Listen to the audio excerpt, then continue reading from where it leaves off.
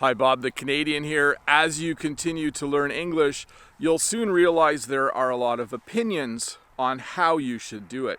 There are a lot of theories on what works best.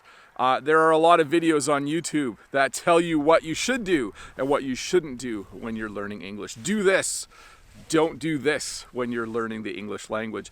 In this English lesson, I want to talk about 4 of those and just kind of give you my opinion on each of them. The first one is this: should you learn English only from native English speakers? And my answer to that would be no. I'm not sure why this is a theory that's out there. I don't know why people recommend that if you're learning English, you should only learn from a native English speaker.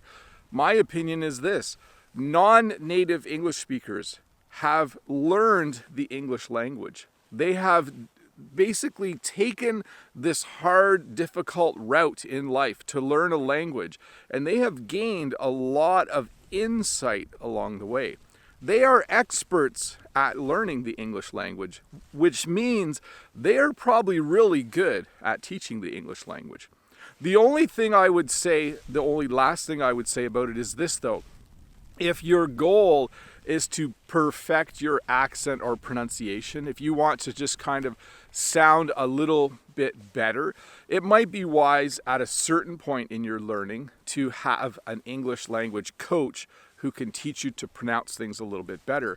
But for the vast majority of time that you spend learning English, it doesn't matter to me who is teaching you English, as long as it's someone who loves English, is excited to teach you English, and has a vast knowledge of the English language. So, do you need a native English speaker to teach you English? No, absolutely not. You just need someone who really wants to teach it to you.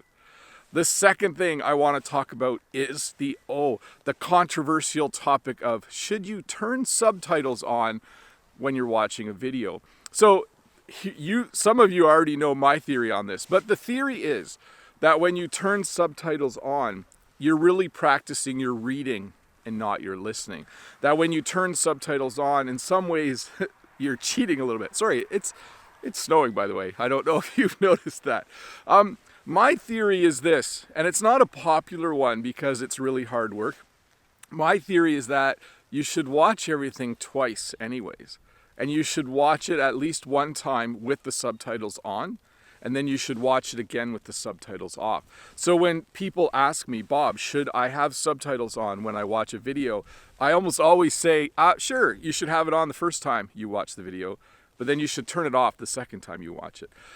Another way to do this is if you have a transcript for a video. If you have like a printed version of all the words, you can read them before you watch the video. That's good as well. But yeah, I know some people are very against subtitles. I've seen it in the comments of my own videos where people say, you shouldn't have subtitles for your videos.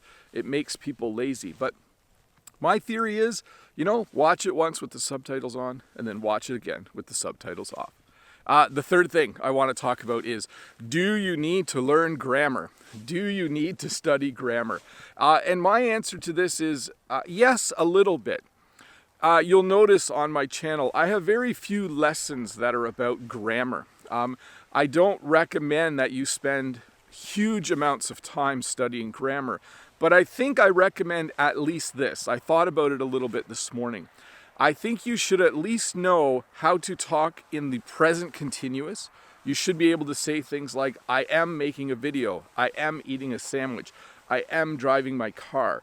You should be able to talk about the future. You should be able to say things like, I am going to eat a sandwich, or I will eat a sandwich. And you should be able to talk about the past, like, I ate a sandwich yesterday.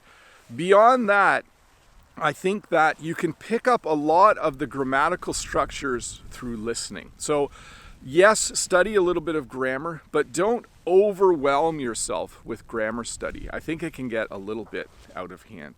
And then the last thing that I wanted to talk about was this: can you learn English just by listening?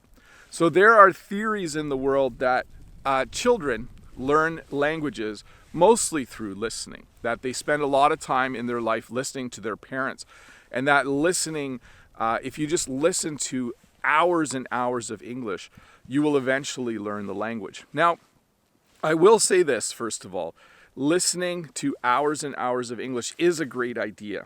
It is the one thing that you can do passively. It's the one thing that you can do while you're doing other stuff. You can, if your boss is okay with it, you can listen to the English radio at work. When you are driving in your car, you can listen to an audiobook. I'm not sure why the snow keeps landing on my nose. It's kind of funny. So you can consume vast amounts of English very easily, and you probably should do that. But my worry is always this. If you spend all your time listening, what happens when you go to take an English test? Because the English test will have 4 parts. It will have a listening part, a speaking part, a reading comprehension part, and a writing portion.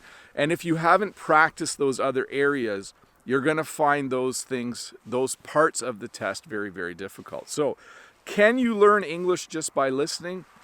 I think you can learn a lot by listening. I think listening is very, very important, but I certainly wouldn't use listening as my only tool for learning the English language. Anyways, Bob the Canadian here. Just my opinion on 4 things about the English language that some people have different opinions on maybe, but now you know mine, and I hope they help you as you continue to learn this fun and crazy language that we call English.